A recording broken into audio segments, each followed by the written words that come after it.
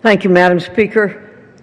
Madam Speaker, H.R. 7, the No Taxpayer Funding for Abortion Act, codifies many long-standing pro-life protections that have been passed under both Republican and Democrat-controlled Congresses. The majority of taxpayers oppose federal funding for abortion, as demonstrated in poll after poll. A recent Marist poll showed that 58% of respondents oppose or strongly oppose using any tax dollars for abortions.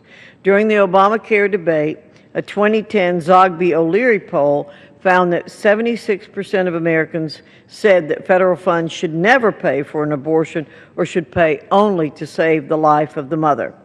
A January 2010 Quinnipiac University poll showed 67% of respondents opposed federal funding of abortion. An April 2011 CNN poll showed that 61% of respondents opposed public funding for abortion.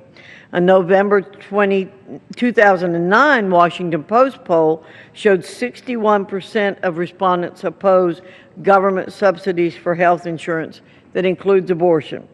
A September 2009 International Communications Research poll showed that 67% of respondents opposed any measure that would, quote, require people to pay for abortion coverage with their federal taxes. In other words, Madam Speaker, the American people do not want the government spending their hard-earned tax dollars to destroy innocent human life, period. Like most taxpayers, employers also prefer plans that preclude abortion coverage. According to the Insurance Industries Trade Association, quote, most insurers offer plans that include abortion coverage, but most employers choose not to offer it as part of their benefits package, end quote. Even Minority Leader Nancy Pelosi has voted numerous times to prohibit taxpayer funding for abortion in the District of Columbia.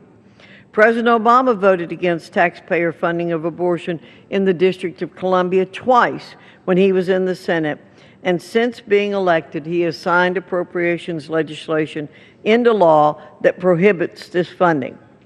As you can see, Madam Speaker, opposition to taxpayer funding for abortion is bipartisan, bicameral, and supported by the majority of the American people. It's time to restore the status quo on government funding of abortion and make this widely supported policy permanent across the federal government. Therefore, I urge my colleagues to support this rule and H.R. 7 and reserve the balance of my time.